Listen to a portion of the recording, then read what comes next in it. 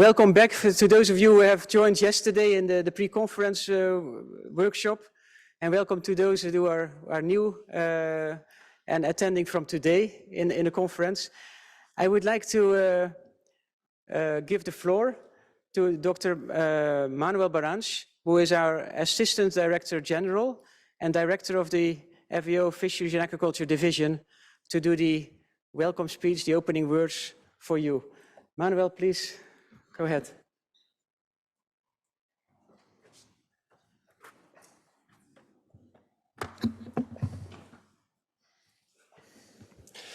Thank you, Raymond. Dear Jennifer Lincoln and Florence Poulin, co-chairs of the steering committee, colleagues from our UN sister organizations, ladies and gentlemen, good morning and welcome to the FAO headquarters here in Rome. As you may know, there are headsets by your desks. If you don't hear properly, don't hear me properly, you can use the headsets as well. It is my great honor to open the 6th edition of the International Fishing Industry Safety and Health Conference, which has been organized jointly by FAO, the US National Institute for Occupational Safety and Health, and the Northeast Center for Occupational Safety and Health. For those of you new to FAO, this agency was set up after World War II to provide technical solutions to fight hunger and poverty using natural resources sustainably. At that time, and listen to this, 56% of the world was living under extreme poverty and 81% was living in poverty. As I often mention in my presentations, scientific opinion at the time was that we could not feed a world of 3 billion people. Incidentally, that was the global population the year I was born. It is also the function of FAO to promote research, education, and to spread public knowledge in its fields of expertise. FAO is one of 15 specialized agencies of the United Nations. We employ around 14,000 people around the world and operate through 163 national, regional, and sub-regional offices worldwide. In 1965, FAO was given the specific mandate to be the leading interagency body in the field of fisheries. Accordingly, FAO provides policy and technical assistance to its 195 members, which are 194 countries and the European Union, in support of sustainable fisheries and aquaculture activities across the value chain. Since then, since 1965, aquatic foods have been contributing significantly to better food security and nutrition. Since the mid-1990s, the global volume of capture fisheries has stabilized at around 92 million tons every year globally. Aquaculture continues to grow in all continents, and in 2021, this is the latest data that we have, reached an all-time record of 91 million tons of animal products, plus around 30 million tons of algae and seaweeds. I am sure that in 2022, aquaculture will overtake capture fisheries as the main producer of aquatic animal products. As a result of these trends, the per capita consumption of aquatic foods is now 10% higher than it was 10 years ago, despite our growing population. Fisheries and aquaculture also contribute to local economies and to international trade. For example, in 2021, the estimated international value of the international trade for aquatic products was worth an all-time record of $176 billion. Furthermore, over 600 million people are estimated today to rely on fisheries and aquaculture for their livelihoods, 90% of those in the global south. But the sector also has negative trends. Approximately 35% of commercially exploited fisheries are overfished. Improving global fisheries remains crucial to restore ecosystems to a healthy and productive state and to protect the long-term supply of aquatic foods. In fact, we are cheating ourselves by not managing these resources properly, because rebuilding overfished stocks would increase global fisheries by approximately 18%, and thus raising the contribution of fisheries to the food security, nutrition, economic growth, and well-being of coastal communities. As you well know, fishing remains one of the most dangerous occupations worldwide. In 1999, the ILO estimated that 24,000 people died every year worldwide in capture fisheries activities. In 2019, FAO updated this number to 32,000 deaths per year. And this is still a very conservative number, as they were based on research undertaken in just a handful of countries. New research suggests that fatalities in fisheries are much higher and perhaps closer to 100,000 deaths per year. This should not have to be the case. The safety of fishing vessels and fishers has been a matter of concern of FAO since its creation, and we have provided assistance in the establishment of fishery training institutions in a number of countries. The issue of fishing safety remains very high in FAO's agenda and was raised again in 2022 at the 35th session of the FAO Committee on Fisheries. I quote specifically from the report of that committee. The committee welcomed FAO's capacity building work on decent working conditions and safety at sea, with an emphasis on reducing accidents and fatalities among small-scale fishers, fishing vessel safety standards, and the promotion of insurance and social protection in fisheries, and requests FAO to increase its support to developing countries on fishing safety matters and to take a lead on the establishment of a repository for fisher safety data and accident and mortality information. Ladies and gentlemen, safety at sea is multifaceted. It is not only a technological, awareness-raising or capacity-building issue. Factors like poverty, socioeconomic development, overfishing, climate change or IUU fishing also affect safety of fishers and fishing operations. Most incidents and fatalities happened in small-scale fishers. There are many reasons for this: lack of safety training, unavailability or unaffordability of safer vessels, safety equipment may not be carried on board, safety regulations may not be enforced, radio communications may not always be adequate, among others. In addition, fishers are often part of the informal labor sector and are frequently not protected by social and labor legislation. Fisheries management and management decisions can also have unintended consequences in terms of safety at sea. Fisheries management may affect the number of fishers, the number of and type of vessels, how and when they may fish, and may influence fishers' options and preferences. Thus, fisheries safety cannot be separated from fisheries management, as recognized in the FAO Code of Conduct for Responsible Fisheries. It is for this reason that I will use this opportunity to share with you that next week we will host the first meeting of the new FAO Subcommittee on Fisheries Management.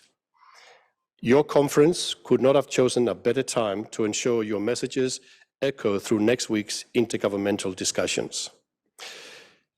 Dear colleagues, we live in an ever-changing world, perhaps never changing as rapidly as it is today. Climate change and extreme events put fishers, men and women, under increasing risks. Risks that can be catastrophic, particularly for small island development states and other vulnerable states where small-scale fisheries and farming communities are located. Yet, safety at sea issues are not often explicitly considered as a priority. Data on fishers' safety, casualties, and accidents is often lacking. Most fisheries legislation appear to be more concerned with the conservation of fisheries resources, a very laudable objective, of course, than the safety of the fishers themselves. Administrative attention is often only given to safety of industrial fishing vessels and their crew. I started my career as a fisheries observer in the high seas fleets, so I can attest to that. but small-scale fisheries employ 90% of those working in the capture fisheries value chain, and they receive less attention in terms of vessel constructions, safety standards, and safety training programs for crew. This is why FAO, the International Maritime Organization, and the International Labour Organization have collaborated in the development of revision of a number of binding and voluntary instruments that address the safety of fishers and fishing vessels. For us, safety is an integral part of what we call the FAO Blue Transformation Agenda to ensure sustainable aquaculture continues to feed the demand for aquatic foods, to ensure that all capture fisheries are placed under effective management because management works, and to develop the value chain of aquatic foods to improve the impacts in the sector. Within this Blue Transformation Agenda, FAO aims to increase capacity and access to social protection, decent working conditions, and safety at sea, and to support and enhance safety standards for all fishing vessels. In order to increase safety in fisheries and aquaculture, we need to work together to raise awareness and knowledge on safety and health issues, to innovate, to train, and to build safer vessels. There is no shortage of interventions that could and should be taken. By virtue of your presence here this week, you are helping to advance safety and health in the global fishing industry and contributing to what we call the Blue Transformation. I wish all of us the determination to succeed in these much-needed endeavors, learn from each other's research and practical know-how, and transfer our experiences for the safety of fishing. Finally, I trust your presence in this global forum will also allow you some time to visit the Eternal City of Rome, enlightening you professionally and personally. Wishing you good deliberations, I declare open the 6th edition of the International Fishing Industry Safety and Health Conference. Thank you very much for your attention. Thank you very much, Dr. Barange, for this inspiring welcome words. I would now like to give the floor to Dr. Jennifer Lincoln of NIOSH, who will guide you through the history of the IFISH conferences, because this is the 6th conference, and she provides all the information from the start. Jennifer, please go ahead. Thank you. Thank you, everyone. I am so excited that we're here. It's been a rapid, often, sometimes overwhelming pathway to get to IFISH6, but I want to thank the organizing committee for all of their work. It is a real honor to speak to you today. I have put together a talk on the history of IFISH because this is the 6th one. And even as recently as last night, many of you were asking me, what was the first one like, or who organized the 2nd one, and many questions about the history of IFISH. So I'm really pleased to be able to share this with you today. Okay. All right, so I represent the National Institute for Occupational Safety and Health, or we call it NIOSH. And NIOSH is part of the US federal government under the Department of Health and Human Services. And our mission is to generate new knowledge in the field of occupational safety and to transfer that knowledge into workplace to prevent illness, injury, and death. And my work started in Anchorage, Alaska. And the reason that NIOSH started working in Alaska was because of the commercial fishing industry and the dangers that that industry had. My work over the years as an injury epidemiologist led to the establishment of the Commercial Fishing Safety Research and Design Program at NIOSH. It then led to establishing the Center for Maritime Safety and Health Studies. And my current position is as the Associate Director of the Office of Agriculture, Forestry, and Fishing, Safety and Health at NIOSH. I've also had the real, I think, honor to have served or had co-chaired all of the IFISH scientific committees for all 6 conferences. At this time, I'd like my scientific committees to raise their hand because we did some really terrific work in the last 9 months. So thank you very much for your contribution to IFISH6.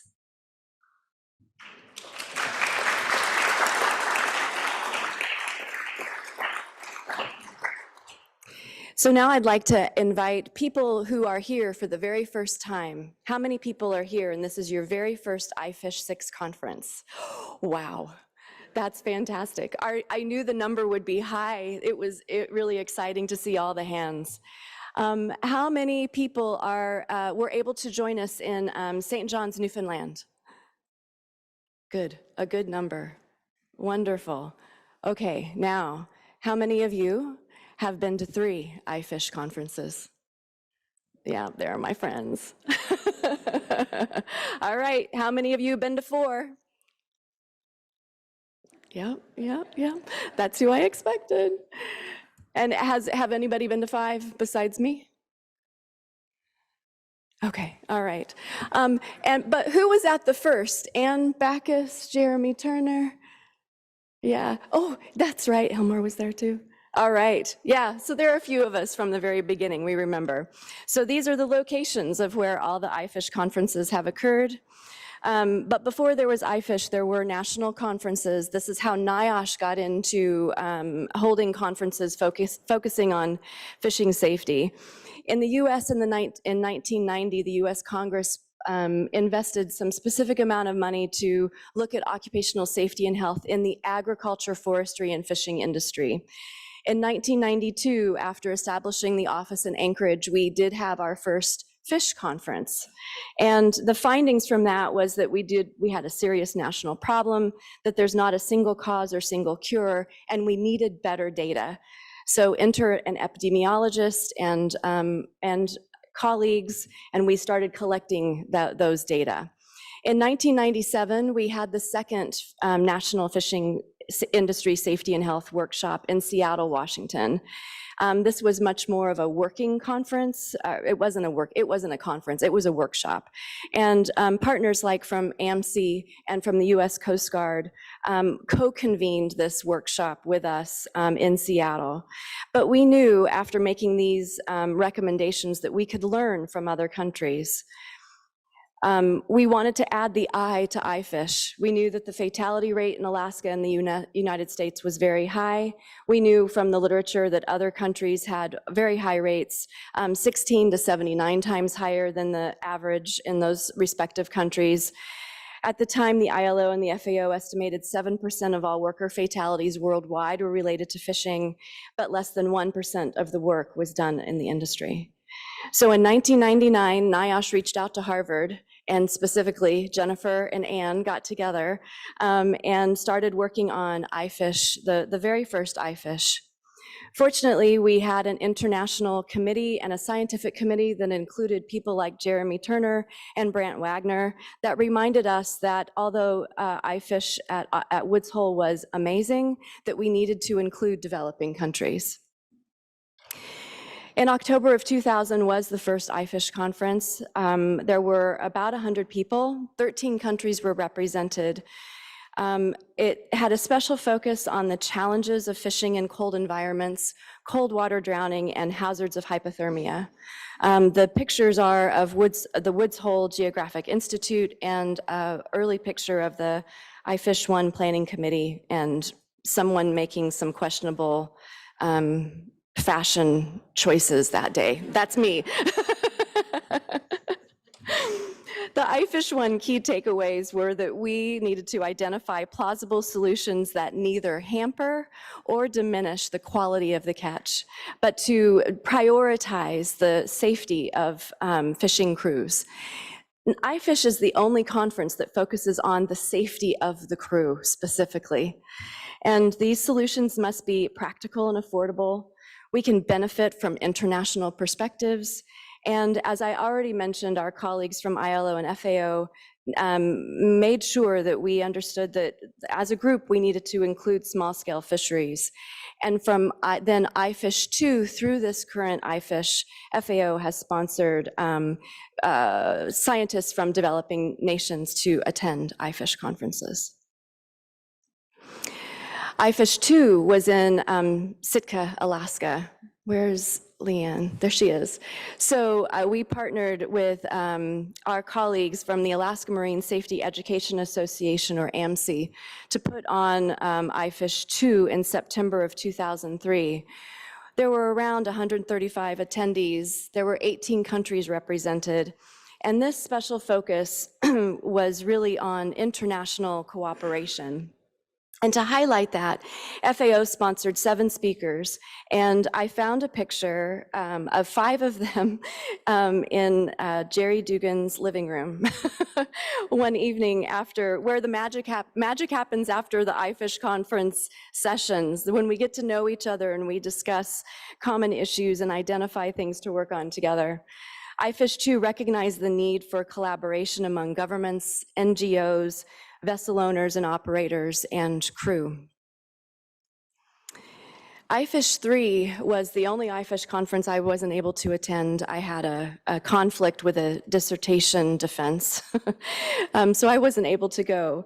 But I did have, we were able to find many photographs and records of the event, and I was involved in the planning of this conference. There were 52 attendees that came to Chennai. And where are my BOBP colleagues? There, wonderful. The Bay of Bengal Intergovernmental Organization, the FAO and NIOSH co-convened the IFISH3 conference, and this with a special focus on small scale and artisanal fishing. When I was looking at the records from this, I noted the overall theme was enhancing the safety of fishermen in small-scale fisheries, and that there was great enthusiasm for holding IFISH3 in the heart of fisheries. The improvements, there are many improvements that are needed, as noted in the conference. The conference also noted that case studies needed to be documented and that political will was essential in order to improve safety among fishers around the world. IFISH4 was in Reykjavik, Iceland. And I'm smiling because when I went to look for photographs from this conference, we had a lot of fun in Reykjavik. And there were so many important discussions we had. We focused on fisheries management and safety, and I was really happy to hear Manuel talking about the session next week and the importance of fisheries management and safety. Indeed, these policies affect fishermen's choices, and as a result, they affect fishermen's safety. And the special focus for IFISH4 was on fisheries management and safety. It was co-convened with the Institute for Sustainable Development at the University of Iceland, the Icelandic Maritime Administration, the FAO, AMC, and NIOSH. I found a picture of people from 3 of the organizations that organized IFISH4 in Reykjavik, pictured here.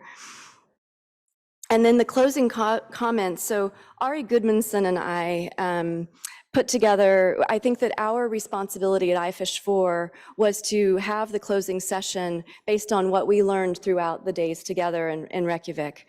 And so I had my notes and Ari's notes, which was pretty fantastic, to put this closing slide together.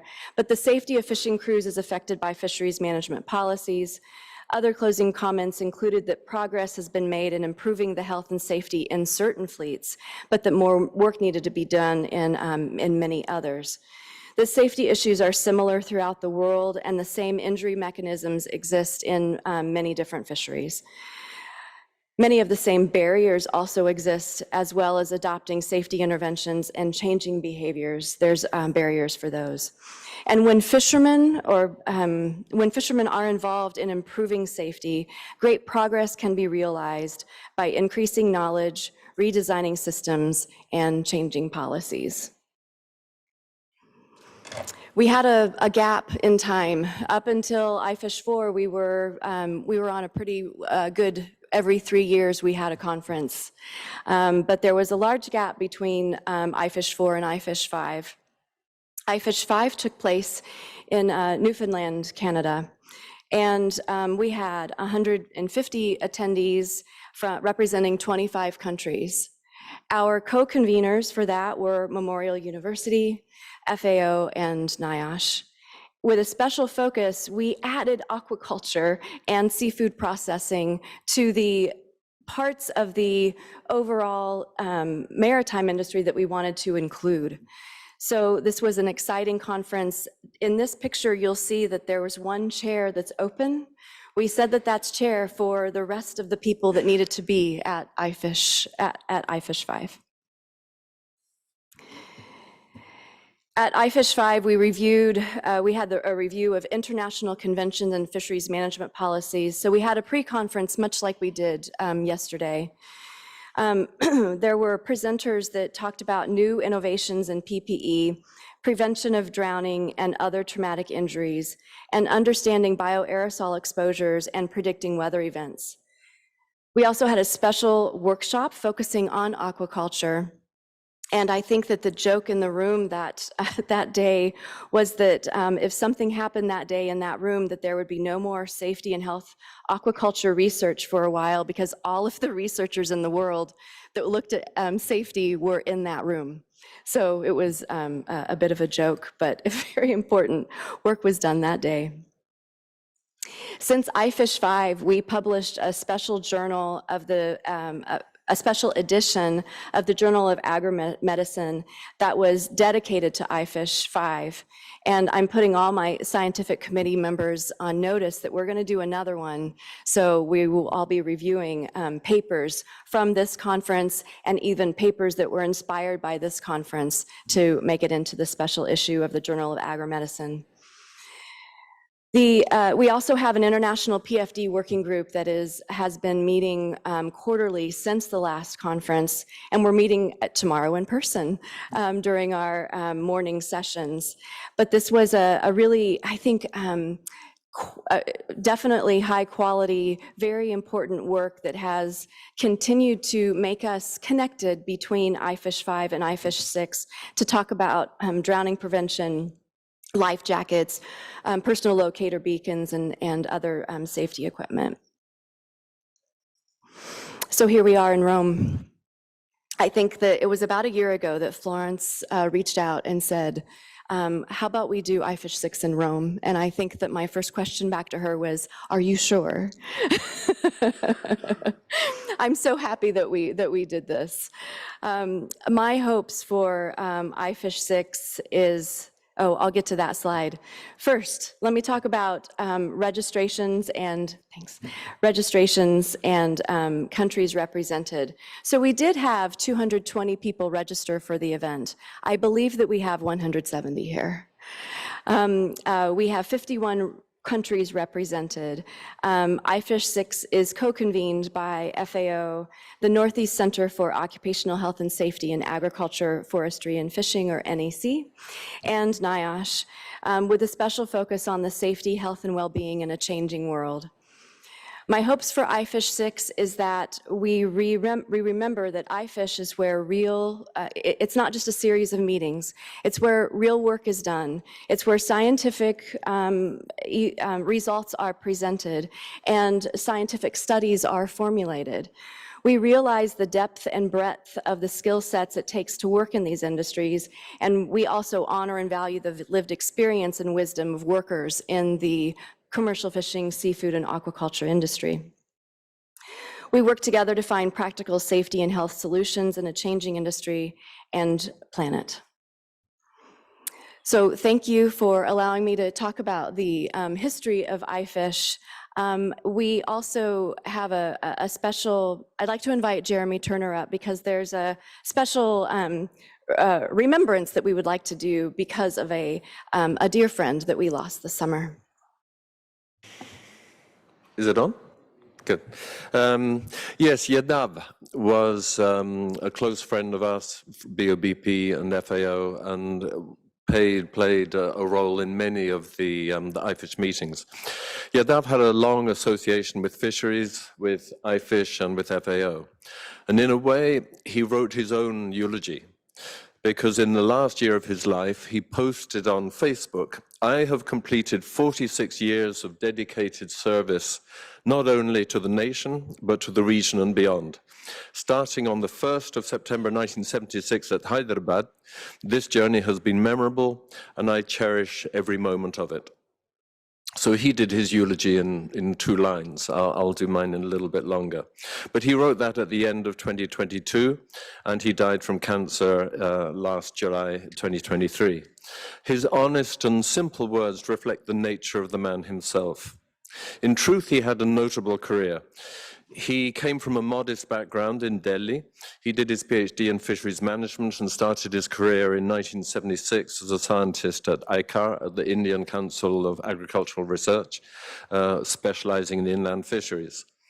And then he moved on to become the Fisheries Development Commissioner for the whole of India in '94.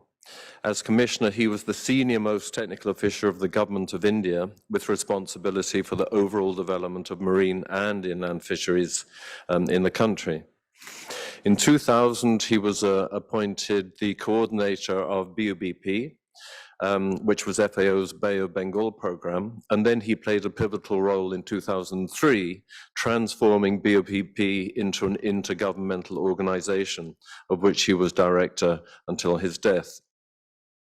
I first met Yadav when he became Development Commissioner in '94.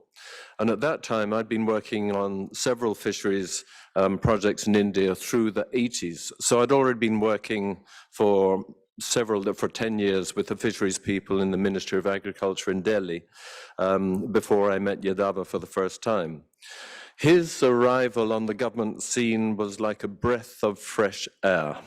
His predecessors were very much the dry bureaucrats, many of whom had never actually seen the sea. Yadava, on the other hand, was totally committed to his various roles in fisheries development and fisheries management. And he was at his happiest when he was out on field trips, working in the villages and on the beaches, working with fisherfolk. Our first major work together was in following the 1996 cyclone, which hit the east coast of India with a loss of 2,500 lives. While the initial requests for FAO assistance from GOI were for radio towers and VHFs and handsets and so on, the community approach that we followed during the damage and needs assessment indicated that the vast majority of lives lost were not fishermen at sea, but they were fisher women and their children working in camps on the mudflats and the backwaters of the Godavari River estuary. And they were working in conditions of absolute poverty, but collecting wild shrimp fry.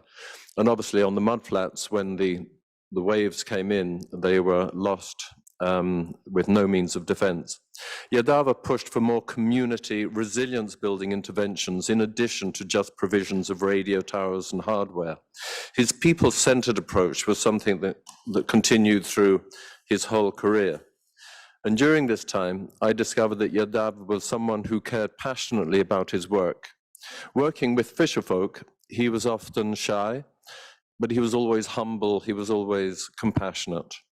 We worked together again following the Indian Ocean tsunami on 26th of December 2004. At that time, I was coordinating FAO's efforts in the fisheries sector for the damage and needs assessments across the region. And Yadava and I worked closely following that disaster, in which over 250,000 people were killed in 14 countries across 2 continents. He was living in Chennai at the time, and the photos he took during the days immediately after the tsunami were used widely in magazines and newspapers with a lot of graphic and horrific detail, and they were extremely valuable in communicating the nature and the scale of the disaster. Yadav had a long association with IFISH, as I said before. He was a keen participant at many of the IFISH meetings, and he took advantage of his position as the director of BOBP IGO to organize a number of workshops and meetings on fisherfolk safety across the region. And he also arranged for India to host IFISH6, which was held back-to-back with a workshop to review the long-term efforts of community rehabilitation following the tsunami. He also put a lot of effort into promoting the Code of Conduct for Responsible Fisheries and the ecosystems approach to fisheries management.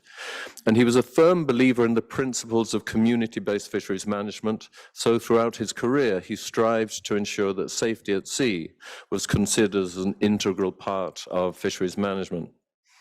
I think if there's any particular message that he would have wanted to have passed across to this IFISH6, he would have said that safety can certainly benefit from the sort of the top-down interventions, such as well-designed regulations and inspections and enforcement and so on.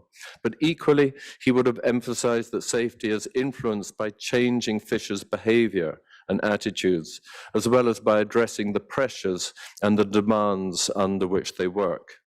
He recognized that safety at sea is as much a social issue as it is a technical issue. And this was a point he made repeatedly at many safety meetings. Yadava could be modest, shy, self-effacing, but on this particular point, he was as stubborn as Job. And it's just a shame that he can't be with us this week. Thank you.